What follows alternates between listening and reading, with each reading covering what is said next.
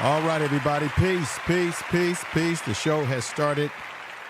I wanted to get at it right now. Thank you for coming over. This is the pre-game show for the Rocky Mountain game that's coming up this weekend. It's a rivalry between CU and CSU, Colorado against Colorado State. It's an internal rivalry between two schools that share a community. And I want to get into this because, first of all, there's been some talking going on. I've got a video that I'm going to play tonight to let you all hear some of the trash talk that's coming from, I think, their quarterback, number 16. I think his name is Braden. Braden is already talking. And, you know, these guys are young. They're going to talk a little trash. It's part of the game. But their quarterback is talking. Their receiver, Torrey, he's talking.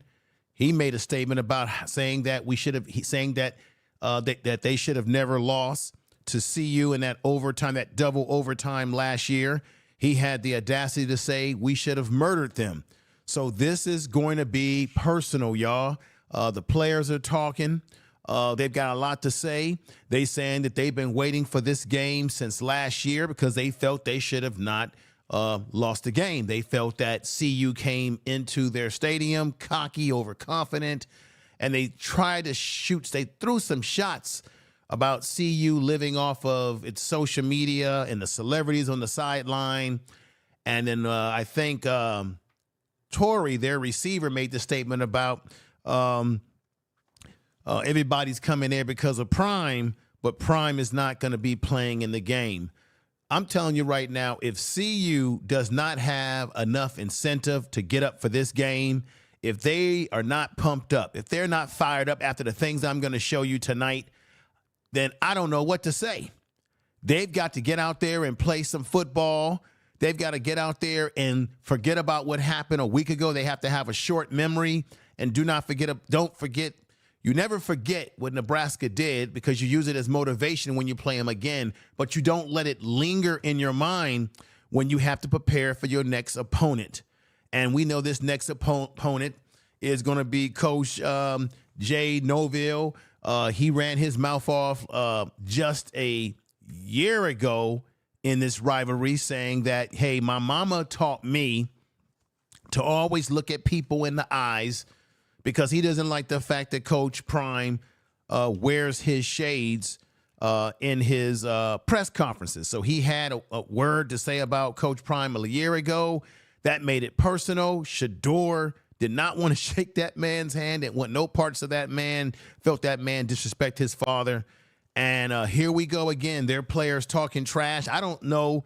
I don't think I've heard anything about CU's players having anything smart to say, but already they have jumped out the window and they have added fuel to the fire.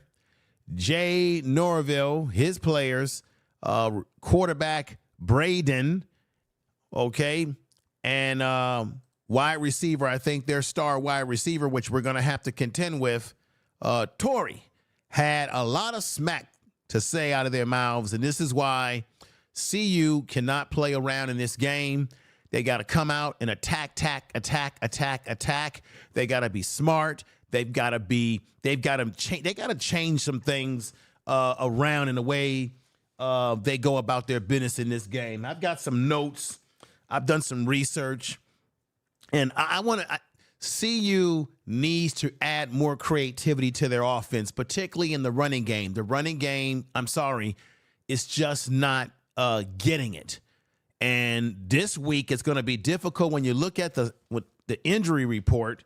The guy that they really need to give the rock to, and I mean they need to feed him the ball and feed him the ball, is Hayden. But Hayden doesn't look like he's going to be able to play unless something has changed. The last report that was out there on Hayden, that Hayden, who has transferred over from Ohio State, Hayden, this is his breakdown. So far, since being with Colorado, Hayden has rushed in 2 games. Okay, he's rushed in 2 games, totaling 52 yards. They've got to get the rock to this man right here.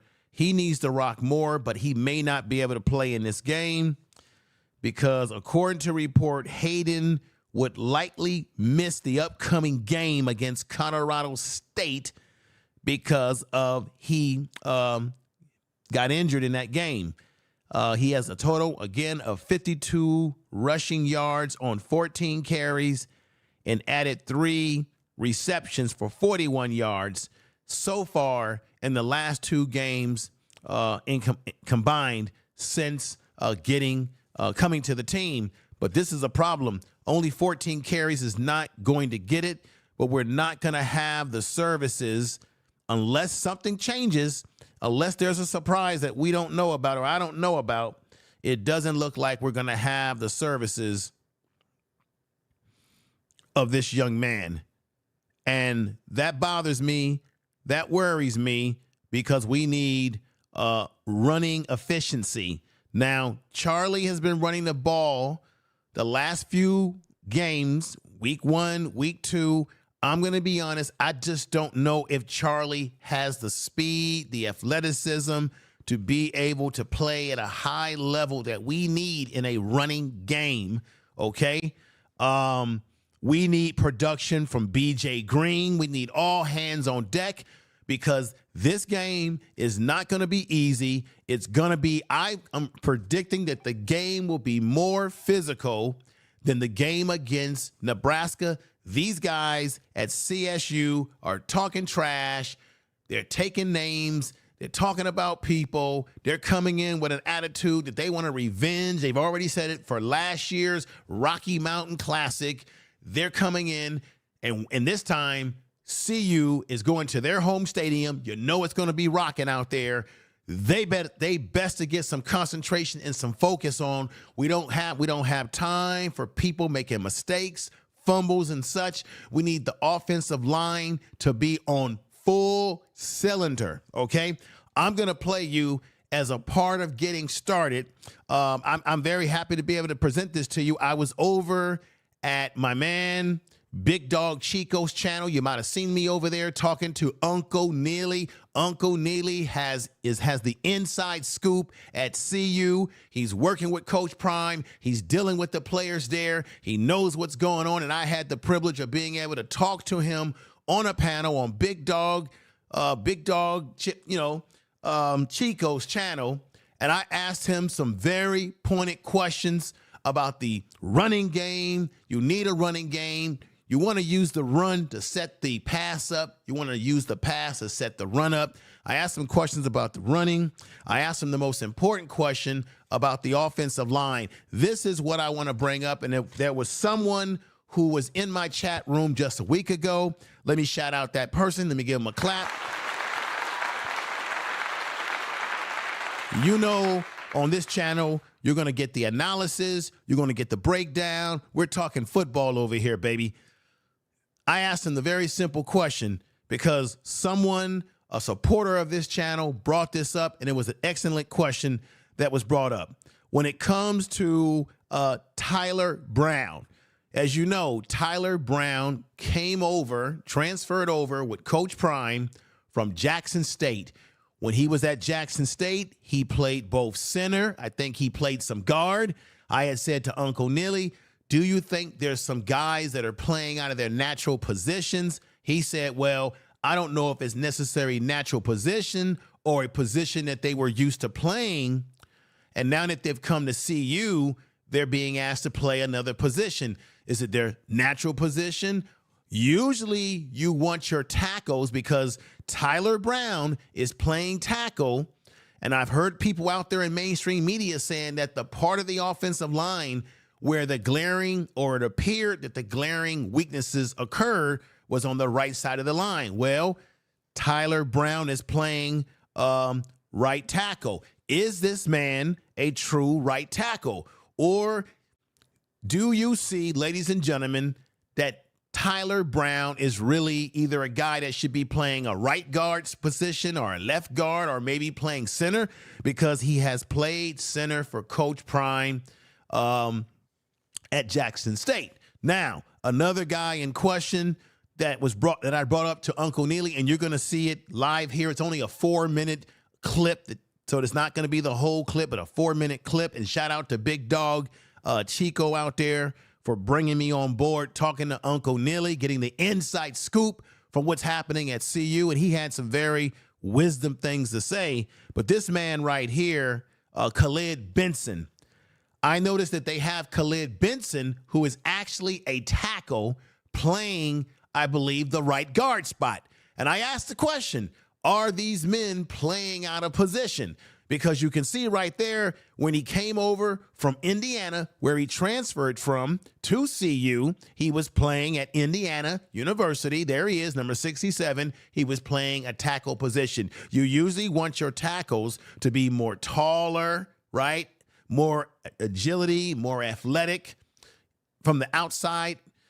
Here he is right here playing the right tackle position or a tackle position, but they had him in that game against Nebraska playing, I believe, a right guard, and Tyler Brown playing a right tackle.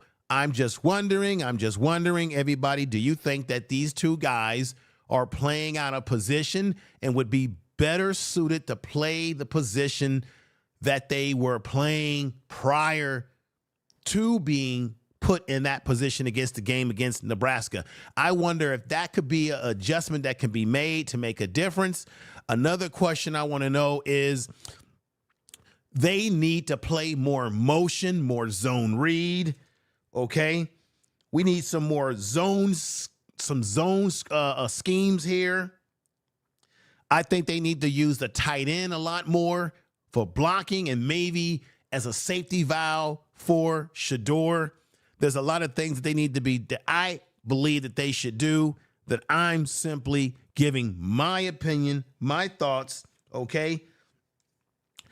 They need to be running some traps, some draws. When you got teams blitzing your quarterback, you need to be having your offensive line running traps, particularly, maybe some draws, some run option. If you're going to run the run option, when you have Shedeur playing in a shotgun, or he's got one back in the backfield and you're spreading teams out, a lot of these spread offenses have the option of what? A run option where the quarterback will act like he's giving it to the running back and he takes off. They haven't done any of that stuff. Damn it, CU has got to be more creative against this CFU team. Creativity is necessary. It has to be necessary. But let's go right ahead and let you hear what Uncle Neely had to say when I asked these very poignant questions, ladies and gentlemen. Here's the clip right here, y'all. Here's the clip right here. Check it out. From Prime Sports Media, as we're still up on this thing. Oh, now what's happening? Hey, what's up? What's up, everybody? What's going on, Uncle Neely? I check you out all the time and stuff. Hey, I have some legitimate questions to ask here.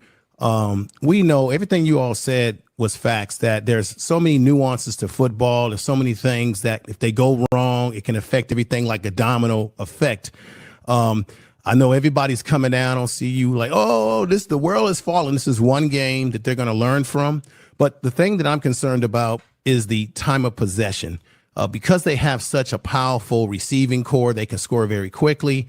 I'm very concerned about time of possession because once again in this game, Nebraska was able to control some of the time of possession. And maybe that's because of the fact that running the ball, if they can get the running game into effect, maybe, get some other backs in there, Hayden, give him more opportunity. He showed some light there to mix it up a little bit so they don't seem so one-dimensional to their opponents, Uncle Neil. What do you think about that as a first question?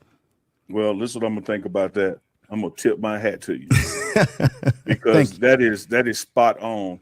One of the things when I talk about the run game is that's why you need the run game. When you look at week one and we had about 450 something yards in total offense, you don't need the run game for more yards. Okay. You need the run game for control of the ball and the clock, because the longer we have the ball, the least amount of time they have the ball. And that's one of the things that teams are doing when they're running the ball, is that they know my only chance is I got to keep Shedeur Sanders on the bench over there. Yes. I got to keep. So far, everybody, you see one of the questions that I asked, I got to change a few things. I asked him about time of possession. He totally agreed with me. And everybody, check it out. And then we're going to get to other clips, other content. I'm giving you the full package tonight, everybody. Let's continue. His weapons on the bench over there. So let me do a slow, methodical scoring system where there have been times that we did in North Dakota State. Man, we were out there and scored in 40 seconds. You know, and so not only do the other team get the ball right back, you put your defense right back out there. Okay. And so having a run game to complement this prolific pass game is what's needed because of clock control. Now, what he's basically saying is a lot of times, obviously, when you run the ball, you want to get yardage, you want to move the chains, you want to get first downs, you want to take pressure off your quarterback, pressure off your receivers when you have to play way behind the chains. And he's saying that a lot of times you run the ball to do what? Control the clock. Well, that's precisely what all these last two teams, particularly Nebraska, that's precisely what North Dakota State did. That's precisely what Nebraska Cornhuskers, exactly what they did just a week ago, and it hurt us badly. Now, I want to see CU give teams the same medicine that they've been giving to us, which is run the ball, take your time. When you're playing in a big, loud stadium, run the damn ball, take pressure off your quarterback. The run can open up the pass, and you also have time of possession, and you want to keep Braden, their quarterback, Colorado State's quarterback, Braden, you definitely want to keep him off the field because if I remember last year, he had a pretty good game against CU. He's talking trash already, and I'm going to show you the video of him and his receiver talking a lot of trash, everybody. I don't know if y'all seen this video that I'm going to see you, but if you haven't seen it, you're going to get the exclusive hit with that tonight. This man right here definitely felt confident playing against CU last year. He was whipping the ball around. Remember, the game against Colorado State went into triple overtime. It was a double overtime. It was a back and forth tug of war. That was one of the best, I believe, since they probably had it, the best Rocky Mountain Classic, and we're going to get one this upcoming Saturday. So, and they got to go play there at their home. They're not playing at Boulder. They're playing where they are. So this is what is necessary to keep him off the field. Control clock. Take your time. Don't rush. Make the best plays that are available to you. Let's hear some more. Not necessarily yardage, not necessarily scoring. We got yardage. We got scoring. We need to be able to control the clock. Very powerful. I just want to ask one more question so y'all can get back to your regular show. The offensive line. I don't think that the offensive line is as bad as last year. See, we got to have a larger sample size. We don't have a large sample size, right? You hear what I'm saying? And you're going to hear what he's going to say to what I'm saying.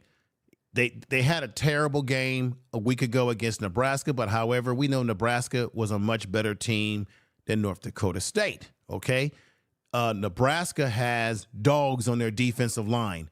Let's remember, Nebraska was one of the top-rated teams when it came to run stopping in the nation just a year ago. They got all their guys back on that defensive line, primarily from last year. I kept telling you all in that pre-video I did, they had 2 300-pound guys, run stoppers, disruptors in the interior of that defensive line, that being that guy Nash and that guy Ty Robinson, who gave us all sorts of fits. And I'm going to tell you, I'm going to say it right now, when it comes to the offensive line playing this weekend, we need more creativity off the offensive line. I want to see some pulling, some traps, some pull-on counters. We haven't seen any of this sort of stuff. I'm going to say it, we haven't seen them run draws with the offensive line, pulls and traps and counters. We haven't seen any of this stuff. But once again, it was one bad game.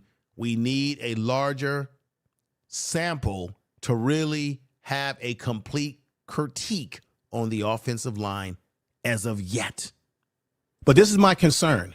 If I'm wrong, correct me, brother. Tyler Brown, if I'm not mistaken, when he was with Coach Prime and Jackson State, and I had someone in my channel bring this up, he was really a center and maybe, I guess, a guard.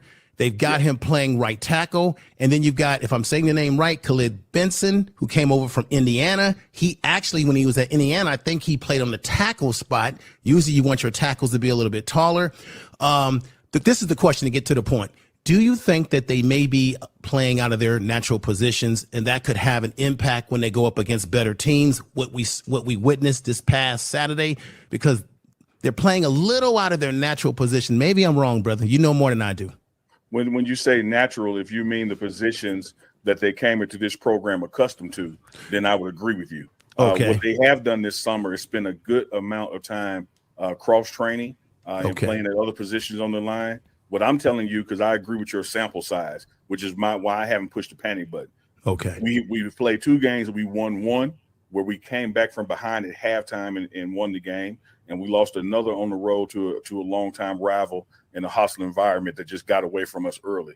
When I look at those 2 sample sizes, yes, I've said, and Chico will tell y'all this, I have said all summer long that this line is going to be flipped around as this season goes on, that there's going to be guys that you haven't even seen yet that are going to get on the field because the matchup is more favorable. So when you talk about guys that haven't been on the field yet, we're talking about guys like Tyler Johnson. Remember, they got this young man, Tyler Johnson, who could come into the fold. Remember, they have this young man right here, Walker, Ukele Walker, is another young man that could come into the fold. Of course, we know Jordan Seaton is into the fold. Let's talk about Zachariah.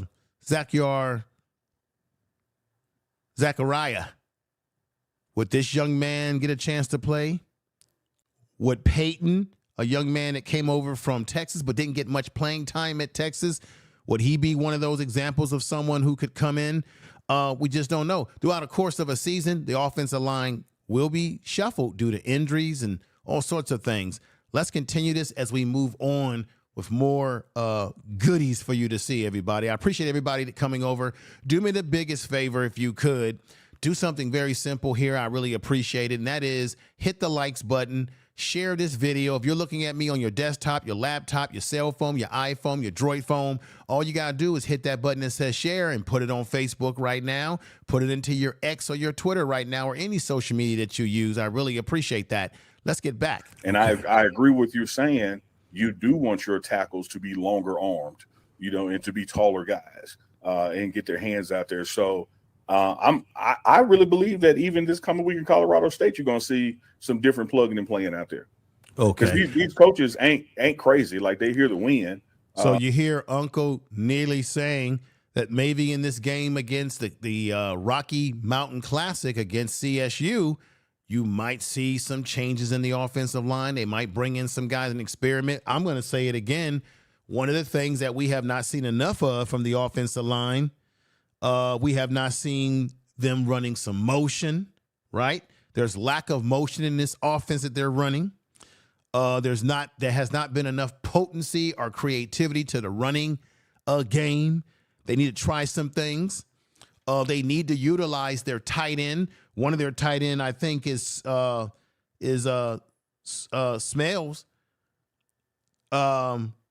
They need to utilize the tight end position, pulling traps, pulling on counters, outside pulls. We need to see more of this. So we need to see these sort of things if they're going to have success. You want to, zone type blocking schemes, counters. We got to try something. They're not going to keep doing the same thing and expecting a different result. Right. And I don't think Coach Phil, with his NFL experience, I could see on the sideline that he wasn't happy. And I'm hoping that, you probably know what's going on in the inside more than most of us, but I'm hoping that they keep their heads up. They don't let what happened out there on the field this past Saturday cause them to have doubt about their abilities. And I think that they can right that wrong against CSU this weekend, this upcoming week. And I'm looking forward to the game. Thank you, Big Dog Chico, for letting me come on, brother, sending me the link. I'm glad to be able to speak to, brother. All right. All right, everybody. That was Big Dog Chico. Me and him will be doing some collaborations very soon. We'll be doing some stuff together. He does a show with Uncle Neely every week. And me and Big Dog Chico, we'll get back to doing a show together as well very soon, everybody, because we got good ratings on the show that we did do together, the one show that we did. So that's what's going on. That was my conversation, talking to the man over there, Uncle Neely. You guys know him. You see him on the Well Off Media. He's got his own channel. He's out there in Denver. He's got inside scoop or insight with the team. He's around the players, around the coaches. He knows what's going on more than we do. Injury updates. I got to remind you, Coach Prime, I'm going to play a little bit of him, but he's going to remind you that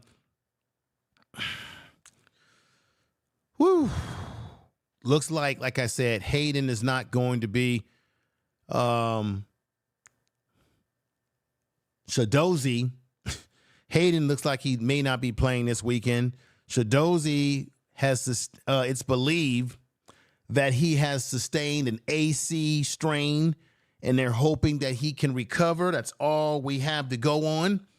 Another issue is Bentley, the linebacker who's been playing great. Bentley practiced despite still showing some signs of injury, everybody. There was reports that he was limping a little bit around practice, and Coach Prime said that adding that Bentley might be given additional days off before Saturday's game. So he looks like he may be a guy who's questionable, but may be playing. They need Shadozi to recover from his injury. He's got an ACL strain or some sort. And, of course, we know the story about Shedeur Sanders. I want to put him up right now. Where is my Shedeur Sanders? Right here's Shedeur. He has a broken, a forearm or something of that nature. And there he is coming out of the hospital. Coach Prime, his brother, Sanders Jr., Bucky as some call him.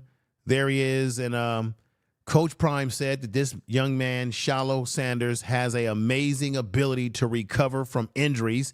How are you doing? Ed Houston, Shirley's come over. Sky is here. Peggy Roster. Brew is in the house. Chad is in the house. Those of you that came over, thank you, thank you, thank you. We're going to get into the nitty gritty there, but I had to show you that video talking to Uncle Neely because I'm not boasting, but he did agree with some of my takes. And I was happy to hear that because of the fact that he's at the school. He's in practice. He's watching the players. He's there talking to the coaches, talking to Prime. He's on the sidelines during the game. He sees even more than we can ever imagine, y'all.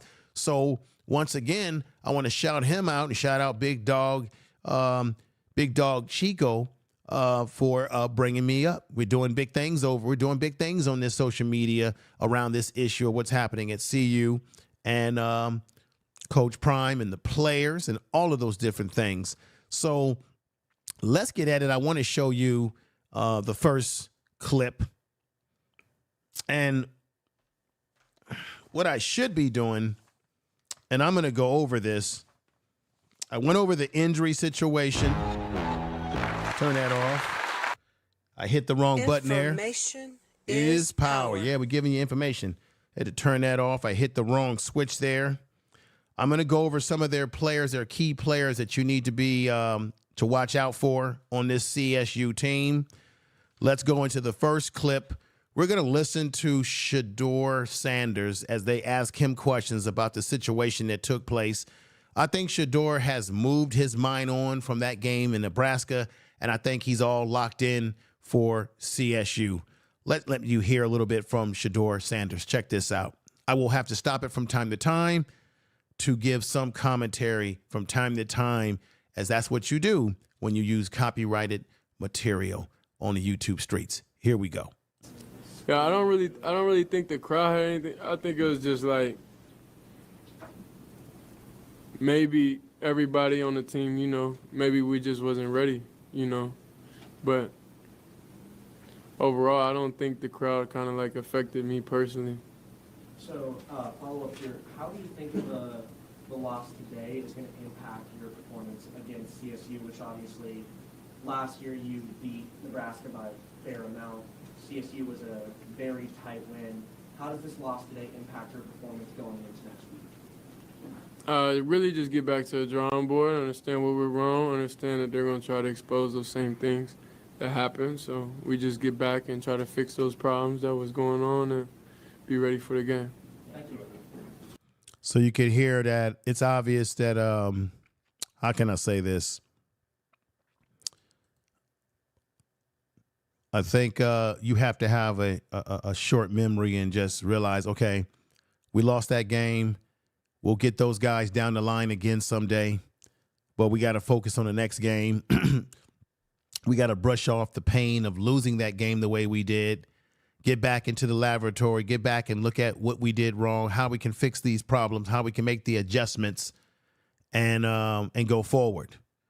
That's the way sports is. That's the way football is. I think that's the attitude that Shedeur Sanders is showing. What do you all think? Do you think that Shedeur is taking a more mature direction here? Let's hear some more, everybody. I appreciate everyone that's coming in and watching. If you're watching in the clouds, do me the big favor. Hit the share button on your phone, on your laptop, on your desktop, whatever you're using, and send it to your Facebook right now. If you don't mind, send it to your Twitter, your X, whatever you're using. Please go ahead and do that as we continue this program. A lot has changed with the offense, right? You got a new scheme, new linemen. Does it feel like you're still dealing with the same issues as an offense that you guys dealt with last year? I'm not sure. I ain't watched the film yet. But just in general, I mean, does it feel like, you know, it's just a constant pressure in your face? What does it look like from your eyes? Well, I mean, I could feel like feelings and everything is like temporary, you know? So it's like, and there's a lot of emotions and stuff going into it. So I want to be able to look at everything first before I have a true assessment of like, you know, how I really feel. The last thing, you said maybe you weren't ready. You didn't feel unprepared heading into this game, right? No, what I'm saying is, okay, you got to understand, you get out there and everybody, you prepare, you do everything the right way, how you're supposed to, but you got to make sure everybody, you know, is on that when the big lights and everything come on, and, you know, like the small mistakes and everything may expose some. Now, Shedeur is absolutely correct. I said this in my my post-game show just a week ago. You guys watched it, that they weren't ready. Shedeur did not seem ready as well. Everything that could go wrong went wrong from start to finish, to the middle, to the end. Guys dropping balls, guys missing tackles. There just was a lack of attention to detail in terms of, to me, they played a very sloppy, undisciplined football game, and they weren't ready. Now, Shedeur says that it had nothing to do with the crowd. It may not have affected him, but it could have affected other teammates. Who knows? But it was a problem. Oh, yeah, it was a problem. That might have been the biggest crowd they've played. The biggest crowd for a football game that they've played away from home. In that stadium in Nebraska, the fans are right over you. He said it didn't affect him, but obviously Shedeur knew that something was wrong with the team. Let's continue. So that's what I mean by that. But the preparation and everything, you know, that was there. It was just like will at that point. What were your conversations like with Pat Shermer, and why do you feel like the offense wasn't able to respond against Nebraska's defense? I mean, Nebraska got a great D-line. Simply, that's what it was. Right. I don't think. Stop right there. I said it before. Nebraska's defensive line was ranked in the top, I think maybe top 10 at stopping the run particularly. So they weren't going against some little flash in the pan defensive line. And he even admitted that they have a great defensive line. that they were putting the added pressure on. And it just was having its effect. And then they start talking about his relationship with Pat Shurmur. I'm going to tell you right now, I didn't like the play calling of Sean Lewis just a year ago. And I got to be honest, when I looked at Pat Shurmur and I did videos about him and I thought that, hey, look at what he did at Minnesota. It was very creative. And so far in the last 2 games, I got to be honest, the play calling has not really been what I was expecting for the first 2 games of the season so far. So Pat Shurmur, you need to get more I think there needs to be more creativity. I'm going to say it again. Where are the motions in the offense? Where is the shifting of receivers and moving them around, confusing the defense? Where is the creativity in the running game, the utilization of the tight end? They do have a tight end on this team that's capable. I'm just asking the question, folks. Don't shoot the messenger. Let's continue. I think they did. I think they followed a great game plan, and they did what they were supposed to do. So that was it. Shedeur, how important do you think it is for this offense to continue to, develop, a running game and continue to be balanced and, try to be more balanced? How do you think that help, your game and obviously this offense as well? I mean, how many times did Riley get touched? You said what? How many times did Riley get touched?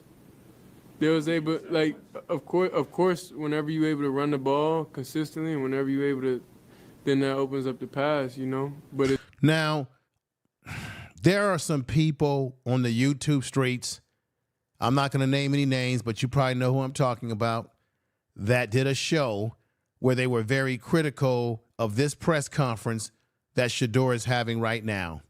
And when Shedeur Sanders said that statement about how many times that the quarterback for Nebraska, Dylan, that he get sacked. And they tried to make it look like Shedeur was throwing his offensive line under the bus. They're stupid. He wasn't throwing his offensive line under the bus. He's saying how many times that Dylan Raiola did he get hit. And then he turned around and said, well, they were able to, when you're able to run the ball and you're controlling time of possession, when you're able to run the ball, it cuts down the amount of times that the quarterback gets sacked. It cuts down how often you got to throw the ball deep down the field and put the quarterback at risk, because running the ball opens up the offense more, and it can also help the quarterback to get sacked less. He was basically saying that Dylan Raiola did not get hit a lot because he was able to get their running game going against CU, and he also admitted that they were a really good team. But you've got people in YouTube streets that took this portion of his press conference and tried to make it seem like he was throwing his offensive line under the bus. I don't think that's what Shedeur was trying to do. I think he was honestly answering the question. And let's be honest, he doesn't control the play calling. That's Pat Shurmur's job to call the right plays and make the adjustments for Shedeur. That's his job. Shedeur can say things to him, maybe suggest things to him and say, hey, coach, I feel more comfortable doing this or doing that. But that's Pat Shurmur's job to mix things up, right? That's the job of the coaches on the sideline, to mix things up, get the offensive line trying some different things. Let's continue. it's just like you got to understand like what your team good at. So it's like, why would we keep running the ball if we out there and we get in a situation where it's a must get it and we don't get it?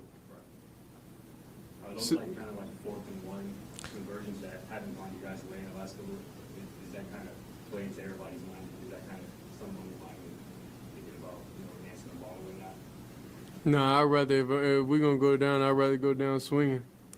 Right, but I got to say this, Shedeur, the press, he made a good point. There were times in that game when they were 4th and 1, 4th and inches, where they probably should have tried to run the ball, the odds would be more in your favor to get the first down, technically, given the situation. But what happens is what Shedeur is saying. You're behind against a team, and now you have to score quickly, which is the same thing that happened last year, and they've got to get away from that. But I'm telling you, Shedeur, my brother, you need a running game.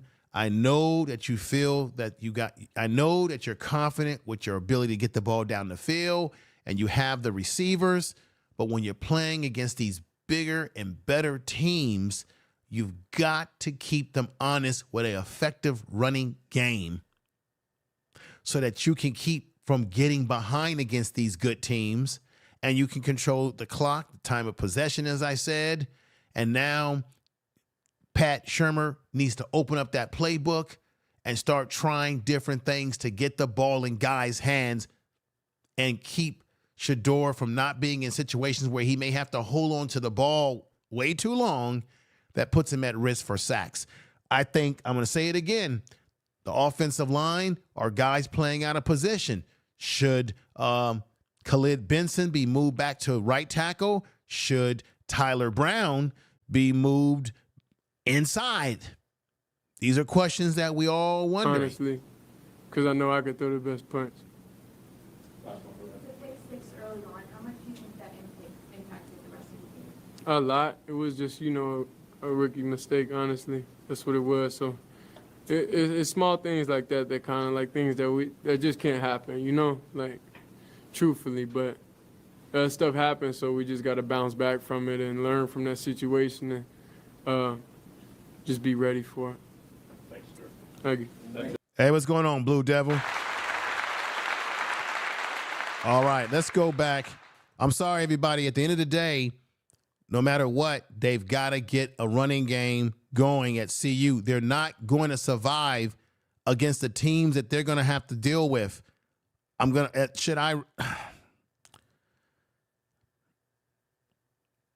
Let me remind you, if I can, what they're facing this upcoming season.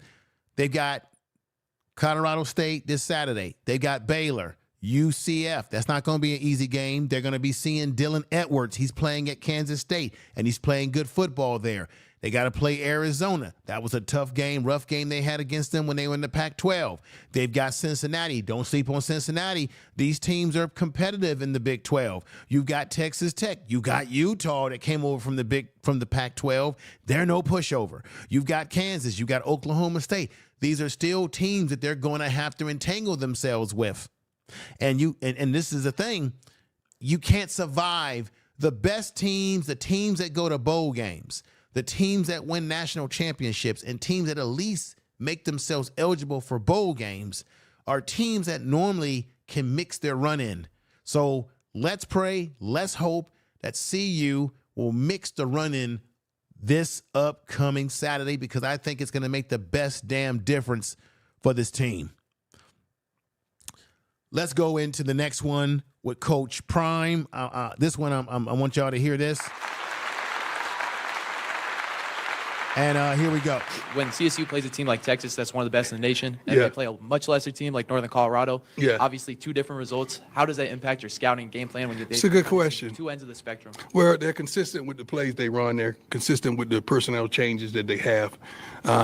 They're consistent with some of the things they do. So you scout the consistency in what they run.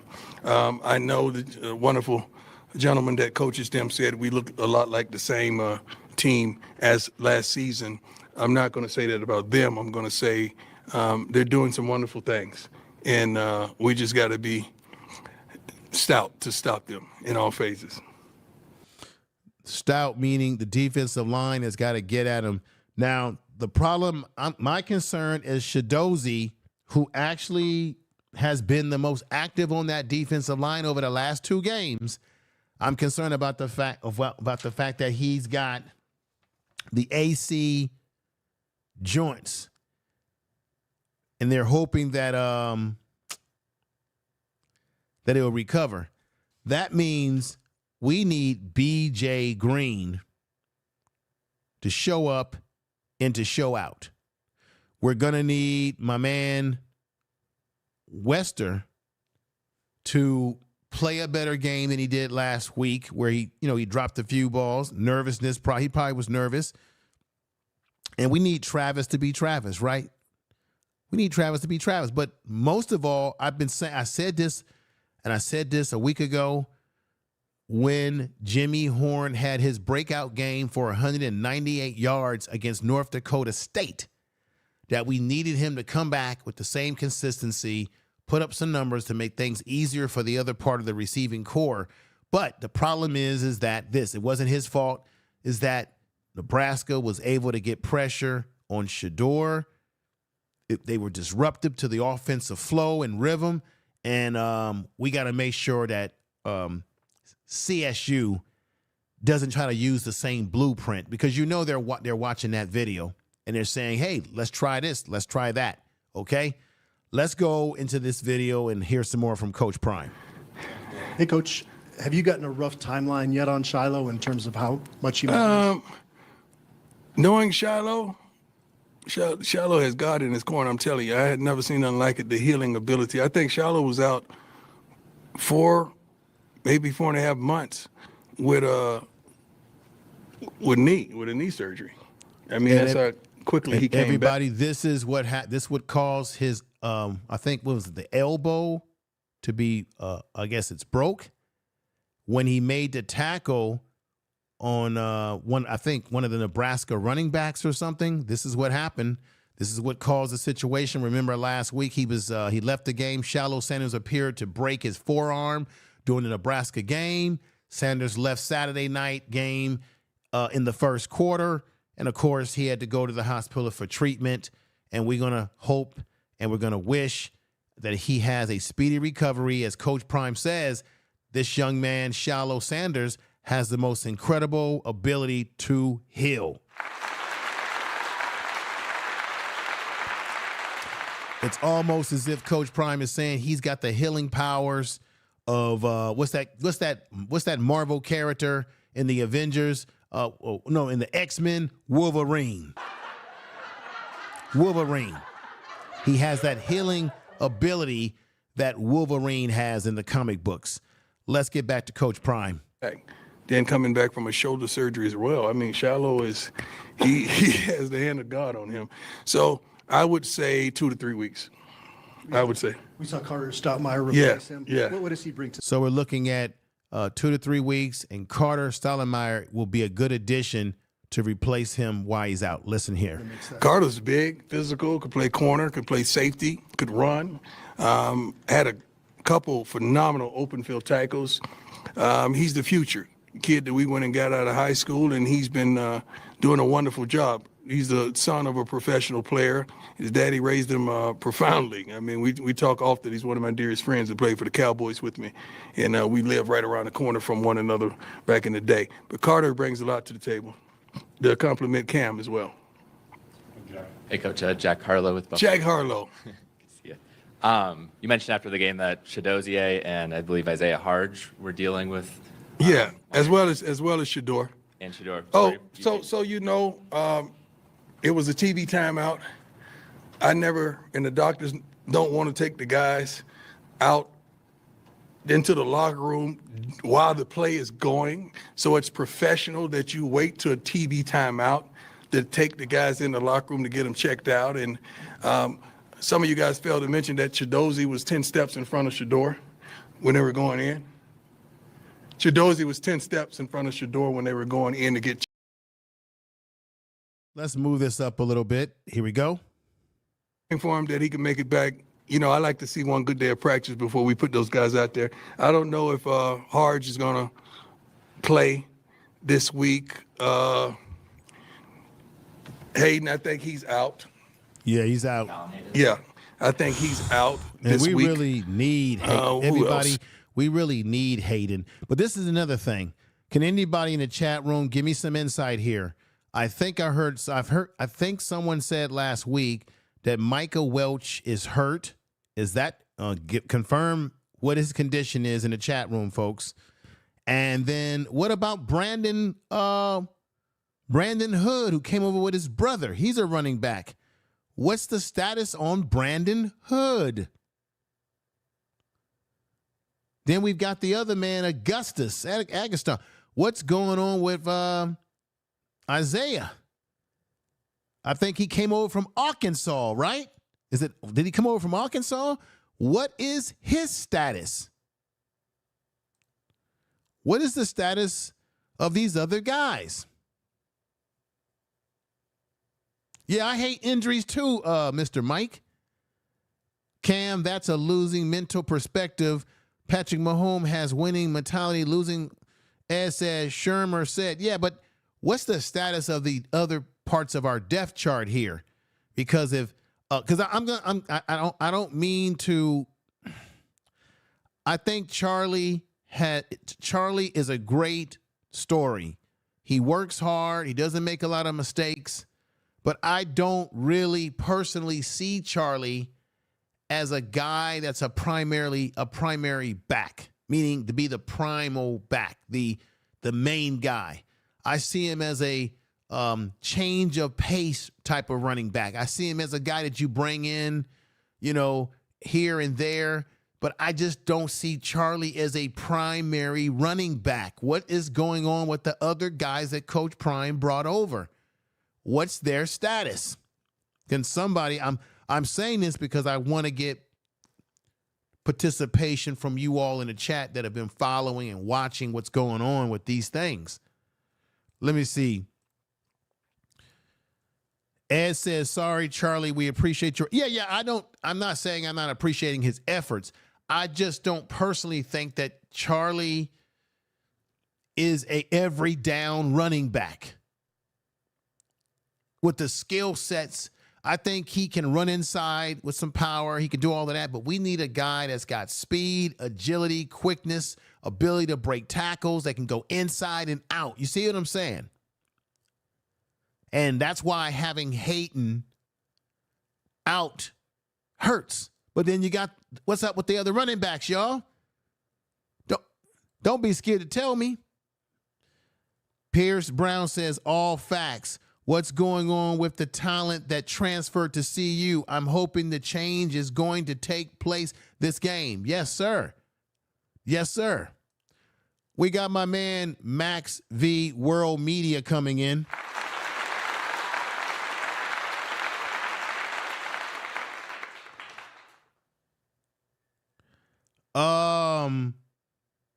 Max, what are you saying? If so, you're getting fired. Max, talk to me, brother. I'm going to find out, Cam Duncan, if you work for the football program.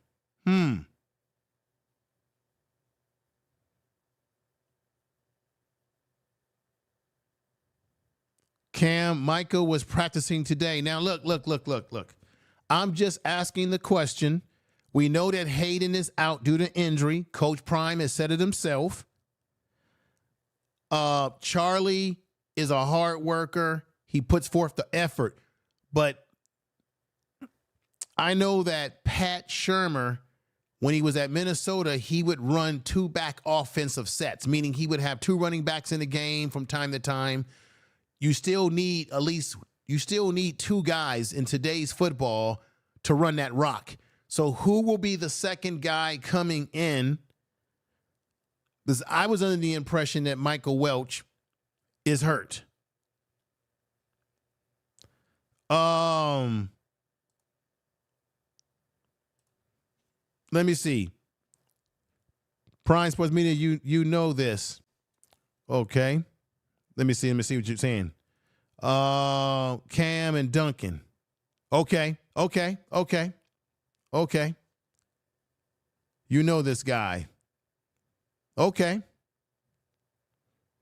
I'm just curious. That's all. I want CU to be as successful as they can because, look, Max V World Media, this game coming up, and you know this already, this is going to be a very tough game this upcoming Saturday. This CSU team is coming in with the ideology thinking of revenge. They're talking trash. Now, we know all teams will talk a little bit. These are young guys. They're going to be boastful. They're going to express themselves. But I just don't think this going to be. We saw what happened last year with the triple overtime. I just don't think this going to be a cakewalk this upcoming. They got to go to their home field, and I just want CU to be the best that they can be with what they have to have effective running game. And that's why I'm asking that question. Isaiah Augustus, yeah, I'm wondering about him, right, the depth chart. Isaiah, I think Isaiah came over from Arkansas. And Max V World Media says, I'm asking. Okay, brother. Okay. Jersey Fishing says Micah was at practice today. So it seems like everyone's saying that Micah was at practice. Let me see what people are saying here. Micah was at practice today with no yellow jersey, so he's full go. Because I'm bringing up Micah because he showed incredible flashes, as you already know, in practice. I mean, this kid can run with power. He can go inside. He can go outside. He can catch the ball out of the backfield. He can run you over. You've seen it in practice where he literally run guys over like he's Campbell, Tony Campbell. Okay, we basically need some of that in the game. Cam, what are you saying here? CU overlooked CSU because remember, CU came off a big win at Nebraska, which made it easy for CU to overlook CSU team. Well, I don't think they're going to overlook them. If they ever did, I don't think they're going to overlook them in this game, considering that they need to win this game coming off of that loss. So I can make the argument that more of the do you agree with me that more pressure is on CU than is on CSU because they've already lost one game. The media has been coming down on them. I think that the pressure is going to be on them because they need this game to keep the confidence going. Let me see. Gaming said this is a bowl game for CSU if CU is not careful. All I know is I'm going to play you some video of their players talking. And Earl Campbell, not Tony Campbell, Earl Campbell. Thank you, man. That's right. Tell the truth. Information is power. Right, is power, y'all. So let's let me go back in here and let me see what my man Max V World Media is talking about here. Northside says AP had a great season under Pat. Interesting. Yeah, he did. That was a long time ago. I know you're talking about. Let's continue some of this, and then I'm going to get to the next video. Who else? That's it. I think that's it. I may have forgotten one or two guys, but I feel like that's it. Bentley is he practiced today. He's getting it together. He's still limping a little bit. Probably give him tomorrow off because we know Remember what we're going to get from him on Saturday. Okay. So Bentley, who seems to be our best outside linebacker right now, looks like Coach Prime. Looks like he sounds like he's going to be able to play. Coach Prime just saying we're going to give him a little bit of rest. He's limping a little bit. But, I really wish that they were going into this game fully staffed. I'm really mad that Shedeur is not going to be able to play, but we want him to be healthy.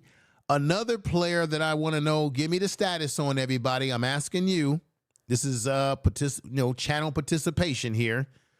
The status of Trevor Woods, because didn't they say Trevor Woods went out of the game with an injury? Plus, he got kicked out of the game because they said he did a illegal hit. What's the status of Trevor Woods, who's converted from safety to linebacker? Number 43, what's his status? I'm looking for that information in the chat room. Hey, Coach. How you doing, sir? Good. How are you? Good. You've mentioned a couple times, but last week that you need to get the running game going. Yeah. What does it take to actually commit to it and get it going? Sometimes the game dictates certain things you must do. Let me stop that right there. My man Max V World Media says, Prime Sports Media, I was asking if you know Cam Duncan because he's lying on me. He said he was going to tell the team not to mess. I'm not familiar with Cam Duncan, and I'm sorry if there's anything that's going on, Max, that's impacting your channel or anything like that, brother. I've been doing my thing over here, as you know, but I don't know I'm not in the I don't know what's going on behind the scenes. You know, I do content just like you, and we talk about what's happening with the team, but I'm not familiar with Cam Duncan lying on you. I haven't heard any rumors because I'm, you know, I don't get on a lot of panels. You know, I can just kind of do my content just like you. And I'm sorry if there's something going on, brother, that's impacting your channel or impacting your relationship with the players. I guess you do interviews on your channel over there now or something. I'm not familiar with it, brother. I'm out of the loop with any type of drama or anything like that. So, but once again, I'm sorry that if there's any kind of situation that's happening, my brother. Well, I wish I had an answer for you. I have no idea what's been going on. We'll have to, me and you will probably need to talk off of YouTube. We might need to just do that. Send me, DM me in my Instagram, the Information Man Show Instagram.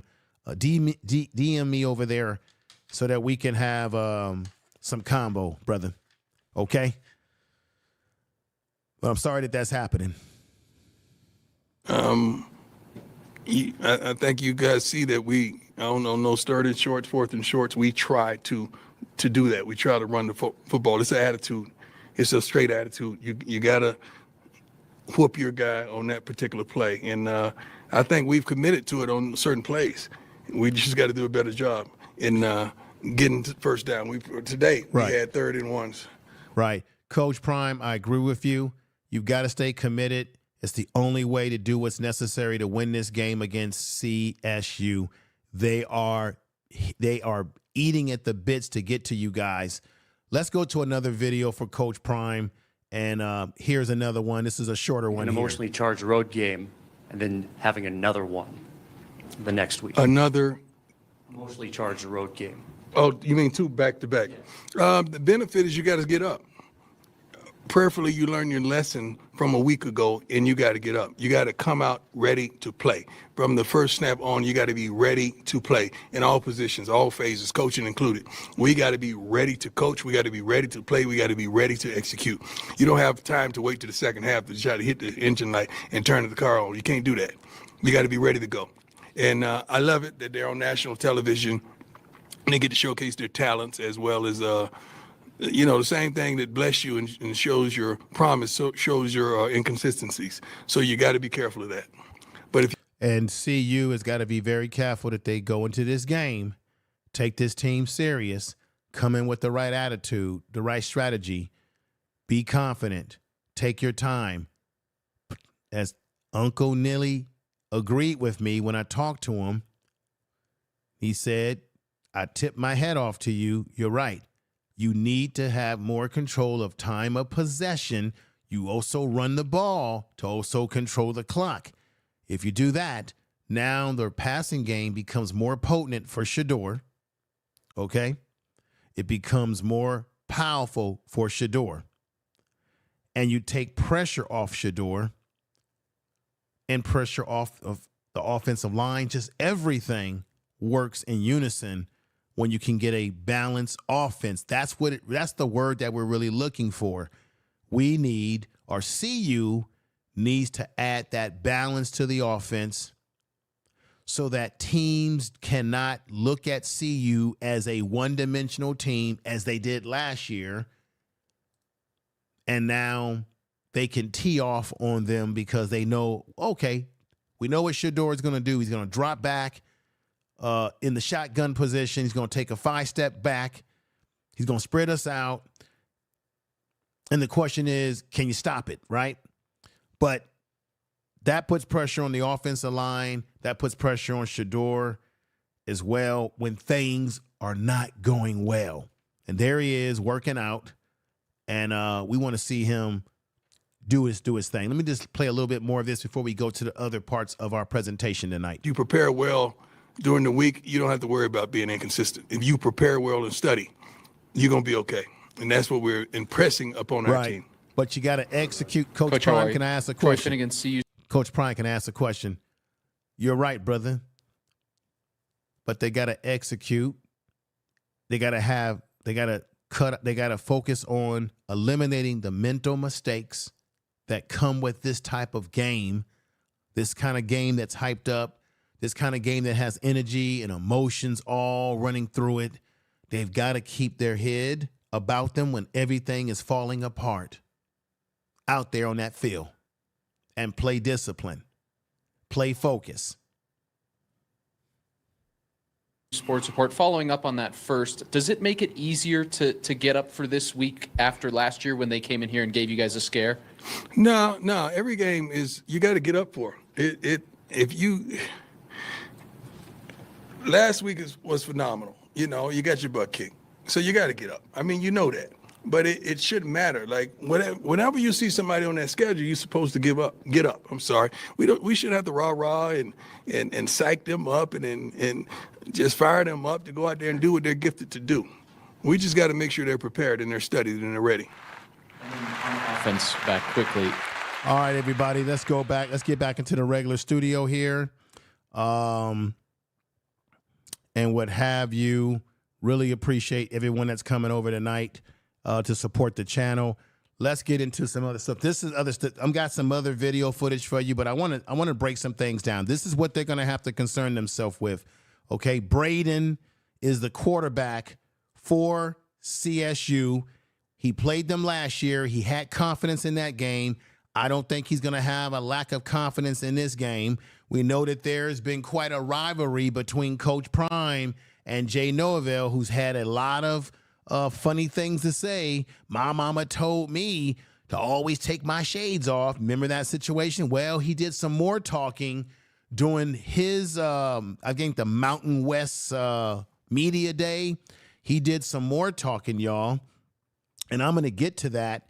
But this is what they need to worry about. You got Braden, who is their quarterback. He's talking trash. I'm going to play a video of him and his receiver talking trash as well. Braden has been through for 3,460 yards, fourth most in the season for CSU just a year ago. He had 22 touchdowns last year. It was the fifth most in a season at CSU. But one of his problems, ladies and gentlemen, and I like it so much that I clap. One of his problems, what is his problem? Can anybody guess in the chat room what is Braden's problem? Let me see if anybody can guess it by taking a look. What is one of his Achilles heel as a quarterback from last year that could actually work in the hands of CU, Colorado, huh? Can someone tell me? Cam Duncan, Nebraska, and CSU don't belong in the same sentence. 5% came in and said Halter is a monster too. Yes, he's a great receiver, right? Roger Dodger's coming in, throwing interceptions. Yes, Roger is power. Roger Dodger, thank you. See, I like this.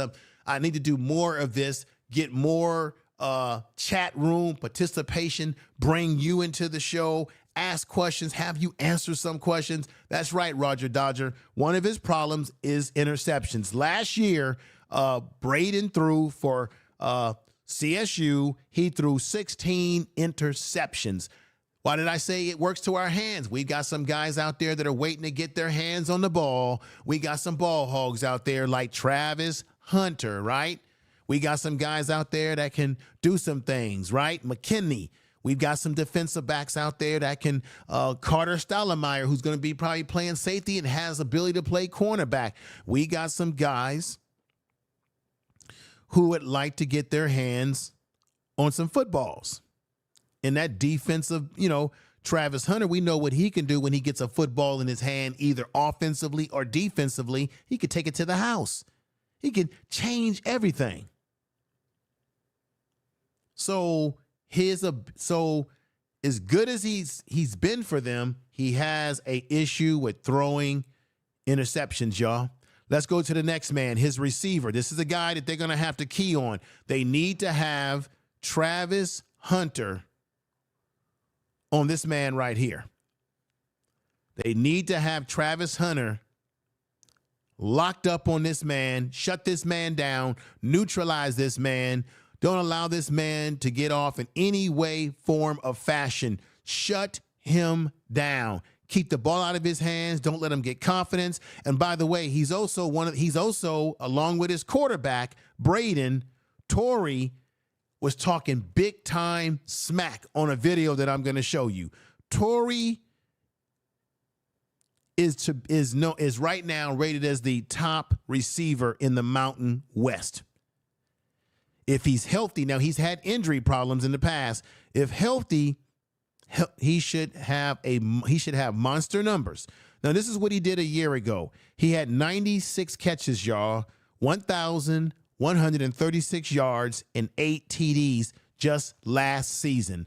So I'm telling you, you've got to have this man right here, the champion of all. You know him as the man himself who's running the ball right here, the man who plays both sides of the ball, Travis Hunter. We need Travis Hunter on this man to lock him down. Yes. They have a running back that they're going to try to hit us with. They're going to try to put that running game on us. You know why? Because they witnessed last week what Nebraska was able to do, and they're going to test us with number 29, Justin Marshall is their running back here. Most people, should I say, said that he was electrifying last year in the 2023 season. He's a true freshman. He was a true freshman last year, averaging 100 yards per game in his final 3 games, okay? If he can do that over a course of a season, this is what they're saying about him, watch out for this young man in the Mountain West. He's known as now this is another problem, everybody. He's known as a dynamic punt returner. So that's an area, special teams, we have been hurt on special teams. And this is a guy who could take that ball and take it all the way back. So we got to be very careful about this kid, his ability to catch that ball on punt returns and take it to the house. Now, this is what usually happens when people deal with Justin Marshall. Most teams don't even kick the ball to him because of their fear for his ability to return the ball all the way to the house, y'all. Okay? Another guy that they have on this team, you see right here, number 7, their defensive back. This is Jones, number 7. Jones could be a big part of this transition that they have in their secondary because this man was once a safety at North Dakota State. He transferred over, and they have now converted him to a cornerback. He only started in 4 games last season, so he doesn't have a lot of experience. That could definitely go a long way for us. Then we got Chase Wilson, who is their bona fide linebacker. I believe he was a senior, or he's a redshirt senior linebacker. He has grown into to be one of the most important players on this team that they have to key on. Okay, check this out. He played from 29 tackles. He played last year and had 29 tackles in 2022 to 107 in 2023. So he went from 29 tackles one year to going up to 107 the next year. And in the preseason, he became preseason all-conference in 2024. He not only racks up tackles, everybody, but he can get into the backfield at 8.5 tackles for a loss and 3.5 sacks last season. That is Chase Wilson. I'm naming these guys because these are guys they got to watch out for. Now, Newer, this brother right here, look how long he is. This guy is a defensive lineman. He's a redshirt sophomore defensive end. He has a big opportunity. They're hoping that he has the big opportunity this season to really be disruptive, okay? He had 6.5 tackles for a loss and 53 tackles last season when he was playing. This year, they feel Colorado State that their defensive line has more depth. These are just things that we need to be aware of against this team that's coming in. They're talking a lot of smack, okay? We got to watch out for Torrey when it comes to returning punts. They might have Torrey, the receiver. They might have this guy return punts against us because check this out. I believe last year he returned a punt for 78 yards to the house a week ago. But he hit it to a medical tent. That's not last year. That's this year. Just a week ago, he went 78 yards. This is why they're concerned about his health, and he went under the tent. He's an NFL prospect, and so we gotta lock him down. We gotta do a better job than we did last year on this team. We've got to do some things to be disruptive, okay? And I do mean seriously. I'm going to ask these key questions again. When it comes to the offense, to create more creativity, do you believe that CU offense needs more formation variations in it that they've been lacking? Do you believe that they need to employ more motion because they've had a lack of motion in their offense?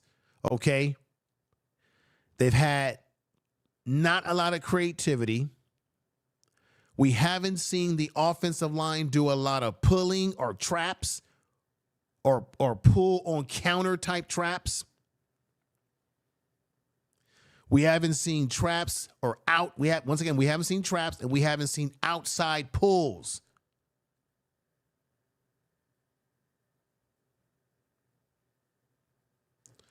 We haven't seen any zone blocking schemes.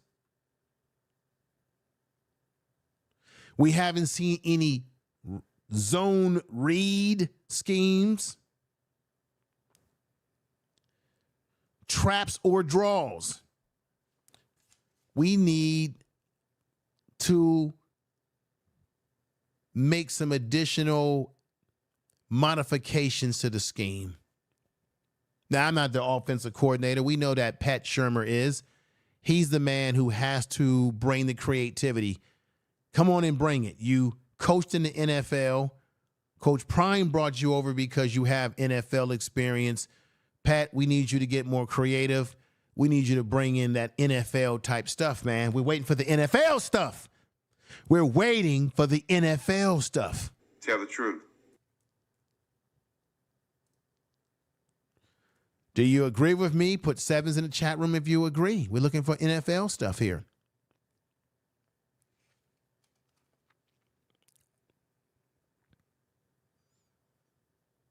Let's go to another video. Now, we know there's a rivalry between Coach Prime and Jay Norvell. Jay Norvell's been running his mouth, still talking. Look at what he said not too long ago, just in the beginning of this season when they were having a media day in his neck of the woods. Check this out. Here's Jay Norvell. He can't get Coach Prime out of his head, and he can't get Coach Prime out of his head. He can't get Shedeur out of his head. He just can't get him out of their head.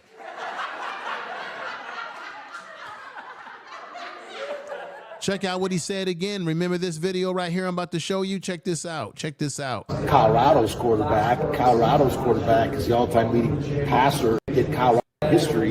He threw for 3,200 yards. So that means Braden's thrown for more yards than anybody in the Colorado program has ever thrown. I don't have any feelings. So now he makes the comparison between Braden. This is another shot thrown, y'all, between Braden and Shedeur. Dude, Shedeur has put up more numbers than any quarterback in a short time. He's made some records at CU. Your quarterback is doing what your quarterback is doing. What's wrong with you, man? Why do you have this team and these players and this Coach Prime in your brain still, man? Come on, Jay. Stop it. You already got your player sitting out there talking trash. And you said these words during your Mid-Mountain West media day. Jay, stop it. Just stop it, sir. So that means Braden's thrown for more yards than anybody in the Colorado program has ever thrown. I don't have any feelings for it. So he says Braden has thrown for more yards than anybody at Colorado's program. What's the effing point, man? Deion Sanders, I really don't. I don't think about Deion Sanders. No. Colorado. If you don't think about Coach Prime, then why are you even talking about Coach Prime in his son Shedeur? I mean, man, stop it. Just stop it. You already got caught up in you already created drama last year with the statements you said about Coach Prime, and then you go into this type of talk again. Man, just stop it. So that means Braden's thrown for more yards than anybody in the Colorado program has ever thrown. I don't have any feelings for Deion Sanders. I really don't. I don't think about Deion Sanders. No. Yes, you do. Jay, Deion Sanders is in your head big time, and your own players, they can't get CU and CU's players out of their head. Let you hear what Braden said, his quarterback. This is what's coming to us on Saturday. This is what we're going to be dealing with on Saturday. And then his their vaunted receiver, he was talking real greasy. Let me let y'all hear this. This is something else, y'all. They was really talking some smack. Check this out.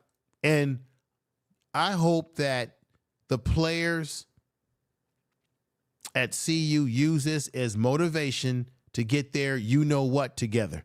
Check this out, y'all. Check this out. We owed them one. And that's just something that's been sitting on everybody, mind since we came back from break. We owe them. And we walked away from that game, as we kind of left it all on the field. I don't feel like we left it all on the field because we should have murdered them guys. And, they came out with. Did you hear what he just said? We should have, I don't like the language here. We should have murdered those guys. I know what he means. We should have beat them in the game, but he's using language that I think it was not necessary. We should have murdered those guys.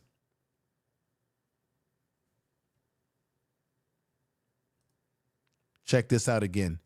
I don't think. And we walked away from that game, as we kind of left it all on the field. I don't feel like we left it all on the field because we should have murdered them guys. And if you heard what he just said and you think it's inappropriate, I don't know. I don't like that term. That's not football talk. You just say, hey, we should have beat those guys. We should have won the game. We should have played better. We feel we're a better team, but we should have murdered them. I know what he's trying to say. It just doesn't. These are young guys. They're going to say what's on their mind. I get it. What do you think in the chat room? It's interesting. They came out with that attitude as they were on top of the world. Yeah, they were on top of the world. This ain't no Cinderella story, so we coming for revenge. Yeah, they came out with that attitude and thought it was going to be a cakewalk. They saw the reports, 27.5 points or whatever it was. And they got a rude awakening real quick. And I think it goes to show that the hype, the media train, all that, it only gets you so far. At the end of the day, you have to line up 11 guys against our 11 guys, and we'll find out who wants it more. And we'll see how far Instagram followers gets them. Right, I agree with you that we shouldn't care what they say, but I'm saying I hope you're missing the point here. I'm hoping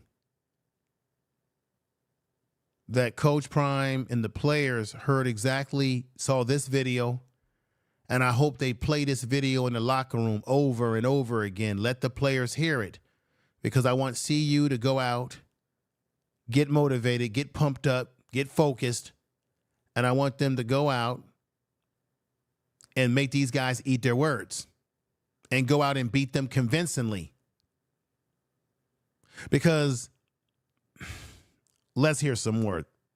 That the hype, the media train, all that, it only gets you so far. At the end of the day, you have to line up 11 guys against our 11 guys, and we'll find out who wants it more. And we'll see how far Instagram followers gets them. You see, They're going for the social media. They know that CU gets a lot of attention from people that follow CU, Coach Prime, and the players on social media. And what this is a byproduct of these guys' jealousy. Didn't Coach Phil say that when he was at Oklahoma that he saw his team at Oklahoma and other people rooting for CU to lose? There's some jealousy here because Colorado State is like the little brother to CU.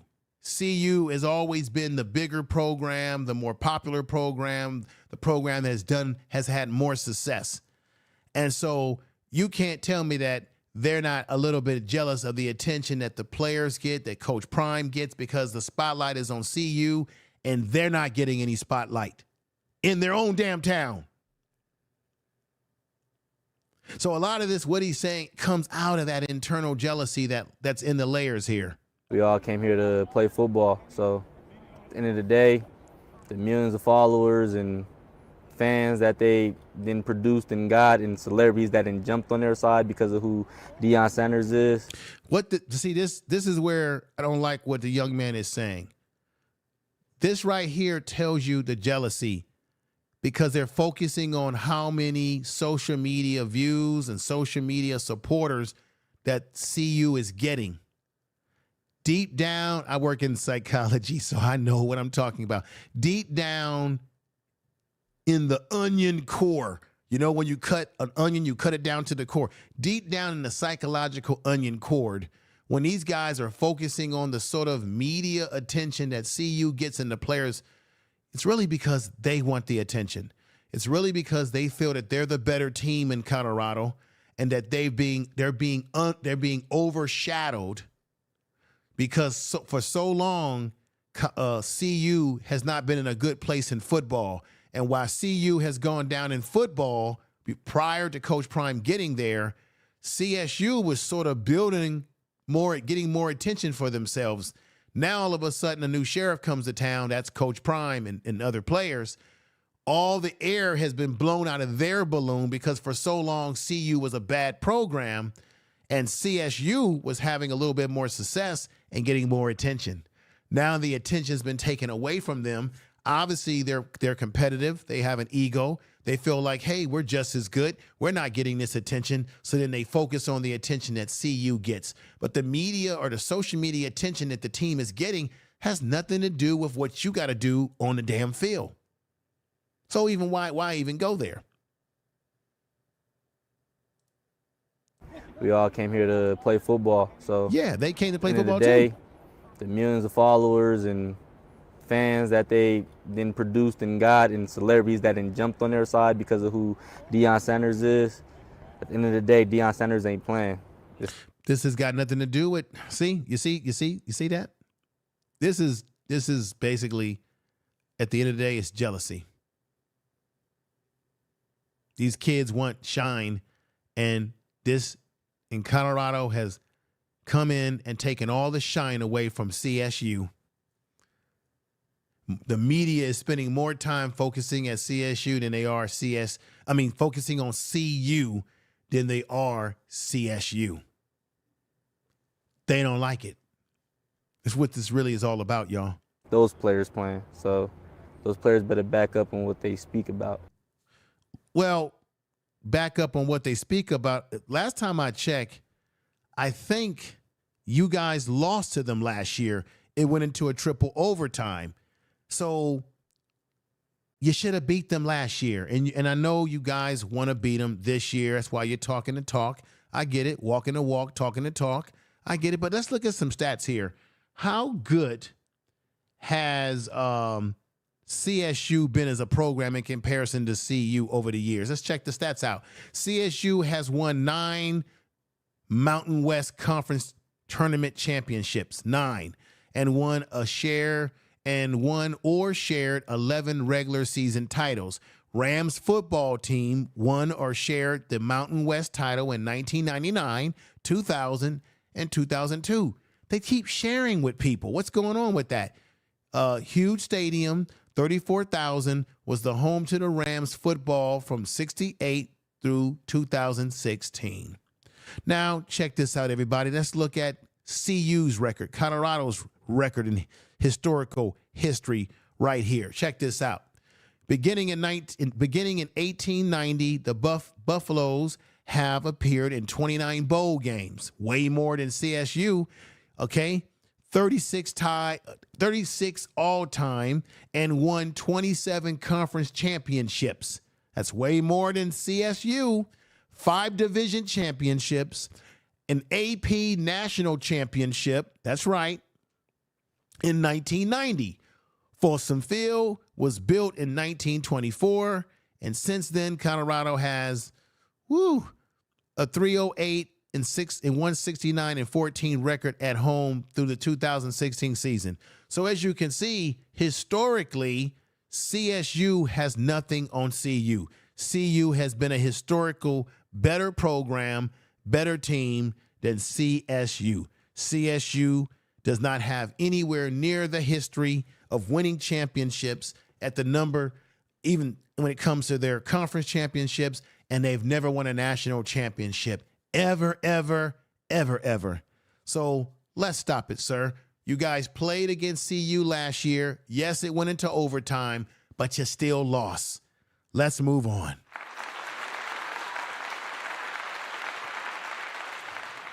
All right, let's go into here and let's hear Coach Jay Norvell, who, once again, he can't seem to get Coach Prime out of his mouth. But it is what it is, y'all. Let's hear him. This week, we're playing in Canvas Stadium. First time on campus since 1996. First time in Canvas Stadium, which is our gem of a stadium, which we're very proud of here. Playing for the Centennial Cup. And it's always a special thing to play in a rivalry game. And this is certainly one of those. And our kids know how important it is to play in a game like this. You know, as far as CU's concerned, I would agree that I would agree that this game, despite the fact that CU has the better historical winning record than CSU, that when it comes to this particular game, this upcoming Saturday, there is some sort of equal ground there, because this game can go either way. Because once again, we saw what happened last year. CSU did play them hard, but I'm saying that in the end, Colorado, Coach Prime and the players, they did what only counts, and that's a win or a W. And they got a W. However they got that W, they got the W, and CSU didn't get the W. And they're bitter about that. That's why they were talking like they were on that video that I just played. But CU's got to come in this game more focused. I'm talking again, more focused, precise, patient, confidence, and make less mistakes. You got to cut out these penalties. Too many penalties in the last game. If they come into this game with that attitude, they can do big things. Let's continue. Jay Norvell in his press conference. Very similar to last year in the personality of their team and the strengths of their team. Talking about CU. You know, everything starts with their offense and their quarterback. And they're very, very capable of being very explosive. They have a lot of speed at wide receiver with Hunter and Horn and Wester. They mostly attack through the air. And everything goes through the quarterback, through Sanders. And so we're going to have to do a good job of containing that. They can be explosive, and when they make explosive plays, they're very hard to slow down. And I thought Nebraska did a nice job against them. And, you know, they have a new coordinator, Pat Shermer. He's a very experienced coordinator. I've known Pat a long time. And, you know, so he's got a very, you know, diverse scheme that we have to. He sounds like he's humbled himself. He's humbled himself a little bit more from the statement that he made at the Mountain West Media Day. Let's continue. So this is going to be a hell of a game, and because it's a rivalry. It's a rivalry game, but you got players that don't like each other, or guys on both sides that are like going to be going at each other, and then you got two coaches who have their own or had a rivalry when Norvell had certain words to say out of his mouth, so to speak, about Coach Prime that wasn't favorable to him. Let's go. Be prepared for. You know, defensively, they have a new defensive coordinator, Robert Livingston, very experienced. Yeah, comes from NFL the experience. National That's right. Football League. You know, they really have built this defense to rush the passer and play man coverage, and that's what they do. They play a lot of man, and you know, they try to rush the passer.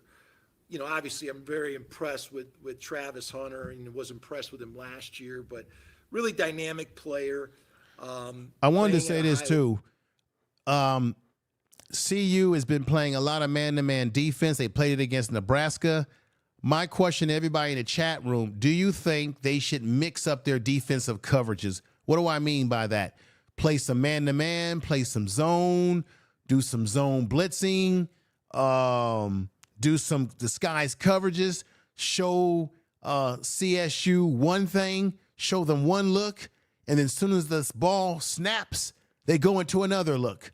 You know, some areas of the field play zone, and then some guys play some man, do some combo type of zone or scheme coverage.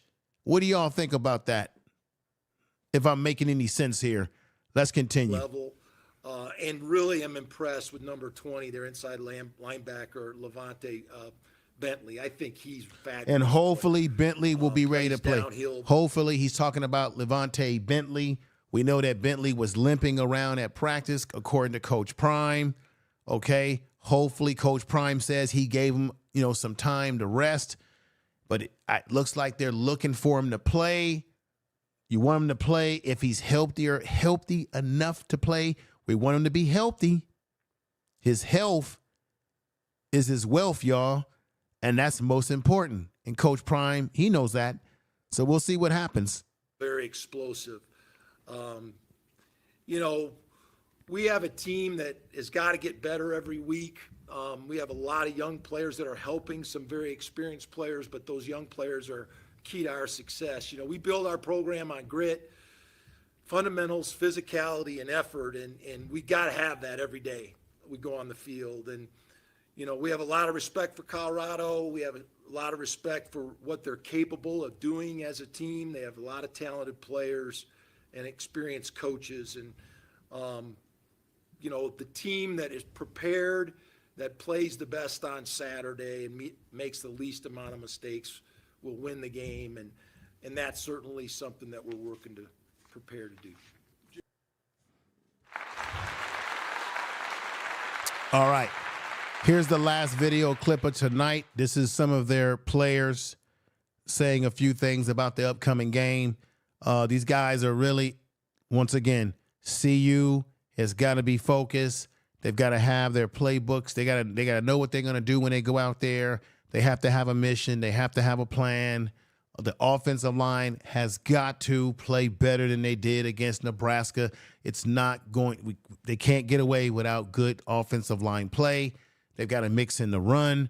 Of course, we got Charlie, but I'm wondering who's going to be the other back since Hayden looks like he's not going to be able to go in this game. But let's go to the next clip. It won't be a long clip at all. Here we go. I don't think that the better team won, but, you know, that's football, and that's the beauty of it. So basically, once again, they're very bitter about last year. They don't feel the best team won last year. In this case, it was CU that put a whipping on them in that double overtime, and it was what it was. And they did what they had to do to beat this team, but they are they feel very sore about it, y'all. The game. But the best thing is we get another chance this year, and obviously, you know, walking off the field thinking that you did enough, you know, for 58 minutes, but not 60 minutes is tough. And, you know, we want to have that last drive back, but it is what it is. And, you know, they led a great drive down the field and strung a few plays together that really went their way. And, you know, it was good. It was impressive to them. But, you know, obviously we're not really going to have to get motivated this week. We've been thinking about this game for a long time, and we're excited to just go out there and play now. Okay. Sounds good, looks good, everything like that, y'all. This is fantastic stuff. Fantastic, fantastic. What do you all think about that so far? I'm going to go to the chat room, read your thoughts, and then we're going to get ready to get to conclusion. I think that the Big 12 is going to be very competitive, y'all. Let's not sleep on the Big 12. It's going to be a competitive. Coach Prime has got some teams to contend with, and let's see what you all are thinking. My man Ed, Prime, please send Snoop Dogg over there to claim their jealous souls. Yeah. Debo, let me see what we got here. Jersey believes that it'll be a 38-10 CSU 10. I like that. I like those odds. I like that.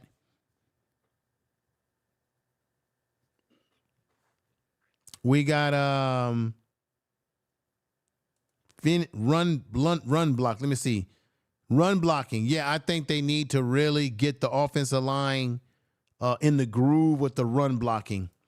Let's see. We got 5% says they still mad because Coach Prime wore his sunglasses, and I hope he wears them this weekend.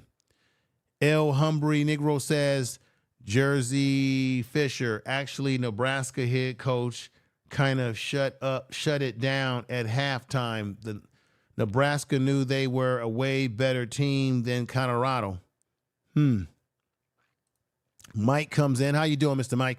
Mike says this is his. He says Colorado will win by 17. Yeah, make your predictions, everybody, so I can read them off before I get ready to get out of here. Colorado will win by 17 points. Don't know the score. Very interesting.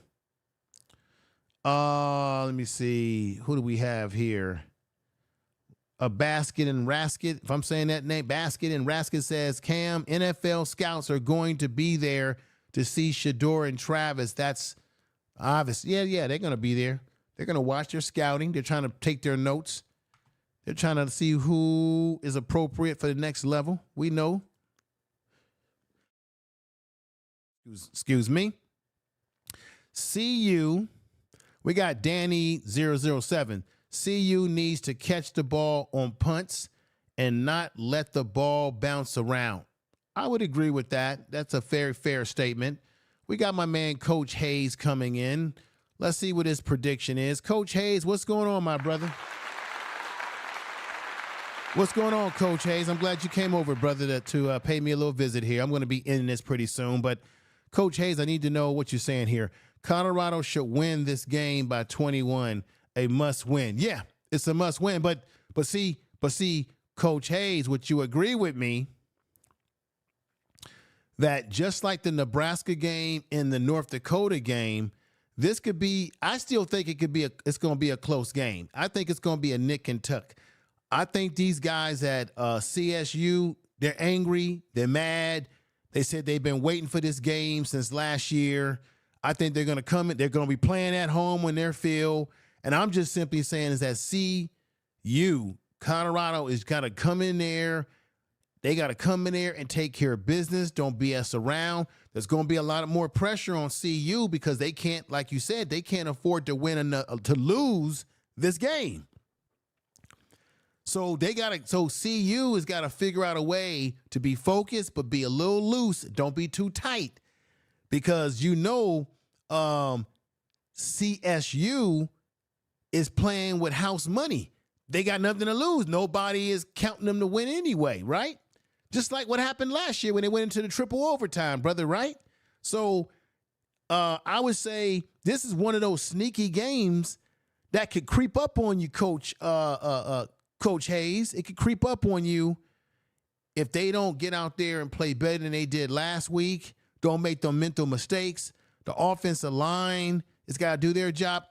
Coach Hayes, I've been saying this. I talked to Coach Neely about this just the other week on Big Dog Chico's channel. Make sure y'all check out Big Dog Chico. We'll be doing some collaborations together too. But I was on his channel and I talked to Uncle Neely. And I said, look, because I had someone on this channel in my chat room bring this up. You've got Tyler Brown. You know we talk football over here, Coach Hayes. You got Tyler Brown, who, if I'm not mistaken, he played center and I believe some guard with Coach Prime at Jackson State. But you got him playing a left tackle, or no, a right tackle, when you want your tackles to be a little bit taller and built and have long arms. I mean, look at this. Check out what I'm saying here. I feel like the part of that offensive line that had problems last week was the right side, Coach Hayes, because in my opinion, they should move. I think they should move Tyler Brown back inside. And check this out, Coach Hayes, and everybody listening. And then this man right here, Khalid Benson, who came over from Indiana as a transfer, what is he playing right there, everybody? It's obvious that he's playing a tackle position. They've got him last week playing inside as a guard. And I said, is that his natural position? Is that the best? I think they need to move him back to what he was at Indiana. A tackle. Move Taylor Brown inside to make adjustments to the offensive line. Now, Coach Prime, to his credit, did say that there could be some changes. There could be some guys shuffled in, but should they be shuffled in positions that most fit their skill set? That fits their skill set? What do you think? And thank you, Mike, for the super chat. I really appreciate that. Thank Prime Sports Media. Go Buffs. Okay, thank you. Thank you. Thank you for the super chat. Let me try to put you on the board there. I don't want to miss you. Thanks a lot, Mike. Mike, I appreciate the $10 super chat. Believe me, I appreciate it. I really do. Duke 092 baby comes in. What's going on? Let me see what Coach Hayes is saying here. He says, Coach Hayes says football. He says, yes, not sure why they switched them. Length at tackle is a must. And you already noticed that Khalid Benson has the length, right? Tyler Brown is more short in stature, more stubby. I don't know if I'm using the right word for this. More stubby in stature, shorter arms. That's a problem you don't see that's why in the NFL, they like to draft tackles that are tall, big, strong, agility, ability to move laterally. Excuse me. It's late, so I'm tired. So I'm saying words wrong. Laterally. Y'all know what I'm trying to say. Long arms so that they can get them arms out there and lock the defensive lineman up. You know what I mean? So I would like personally to see them make that adjustment, because that could have been part of the problem with the offensive line when you're playing against a better team. I would like to see how they play with those guys being moved and switched, because that's all they got to do is switch them. But, I'm not the coach. I'm not, the personnel. I'm not the person, it's just a question. I know I've been running off at the mouth about it. Let me move on. Some of CU's players look terrific as they come out of the tunnel against Nebraska. More physicality is needed from the Buff. Yeah, well, it's going to be needed this week. What's going on, Big Worm? Thanks a lot, brother, for coming over, Big Worm. Let me see what my man Ed is saying. He says spot on analysis on the offensive line. Thank you, sir. I appreciate you, Ed. I'm not laughing at you. I appreciate you. Let me see. And then Hayes said, Coach Hayes says run game creativity is a must. Yeah, hey, Coach Hayes, I addressed that issue too. I'm going to say it for everybody as we get ready to get out of here. Give me a minute. What we need to see in the run game, this is what we need to see. Well, this is my opinion of and I think many other people out there have been talking about this issue. We're not seeing enough zone. We're not seeing no zone. We're not seeing creativity. We're not seeing enough zone blocking, zone schemes. We're not seeing any traps, draws. When you got teams being able to get to your quarterback, you got to start doing things. We need to see more screen plays. That's something that you want to run when you got a team that likes to blitz and get after you and get active like that. You want to use their strength against them. Am I right, Coach Hayes? You've coached football. You would know. We need to see some traps, some draws, some outside pulls, some traps, some pulls on counter, some formation variations. Lack of motion. We're not seeing enough. We're not seeing motion. We're not seeing any run traps.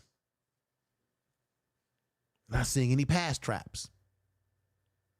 Hopefully we'll see that against, or we'll see something better against their opponent, CSU, in the Mountain West Classic, y'all.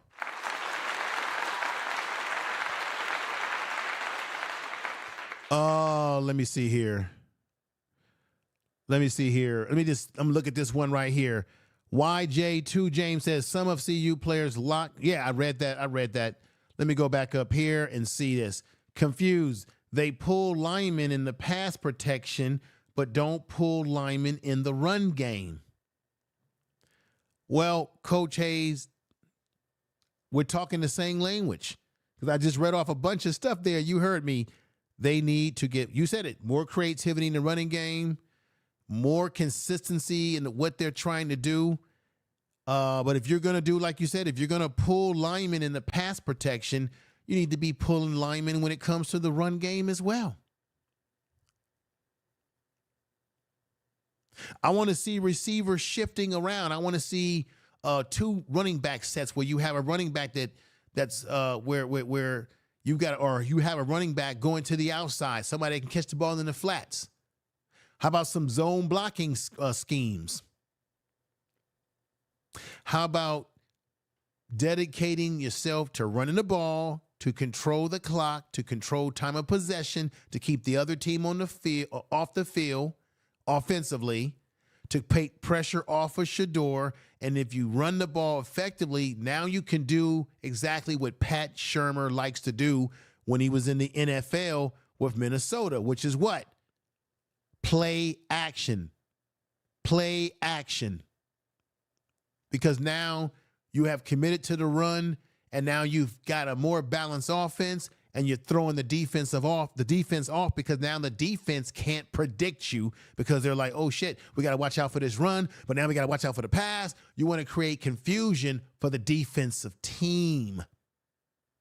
And I think just like they do on defense, where they disguise their coverages, they show you one thing and they do another, I think that it would be great to see CU show the defense one thing, show them a formation to make them think that they're going to do that one thing, and then do something different out of that formation, keeping the defense off balance. Am I right or am I wrong?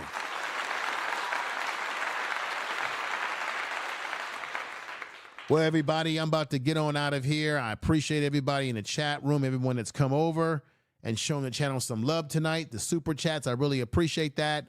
Let me read a few more things, and then we're going to get ready. We're going to call it a night. And you probably will see me back live this upcoming weekend to see for a post-game show or something. Let me see. Ed said this: I know it's old school, but what's wrong with having a fullback on certain... Sir, I agree with you, Ed, but check this out. What's wrong with using the tight end that they already have on this team? Get the tight end involved. I'm just saying, y'all, it's football. Coach Hayes, football, much love to the chat. Catch you, gotta get some sleep. Yeah, I gotta get some sleep too. Everybody, Big Worm, what's going on? Put sevens in the chat room. Share the video in your social media. Share the video in your social media. I'll be back at you with more content. I really appreciate everybody that showed up tonight for a late night like this on a Thursday. You guys showed up. Thank you very much. And hopefully this upcoming weekend or whenever I go live again, we'll have more people over here, especially if they win the game. I'm sure we're going to have a lot of people over here celebrating. So y'all take care.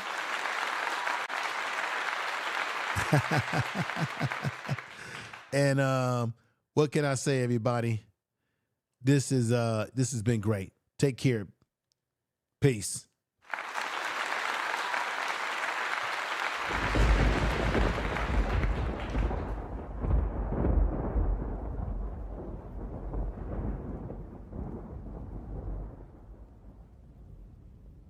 And thank you.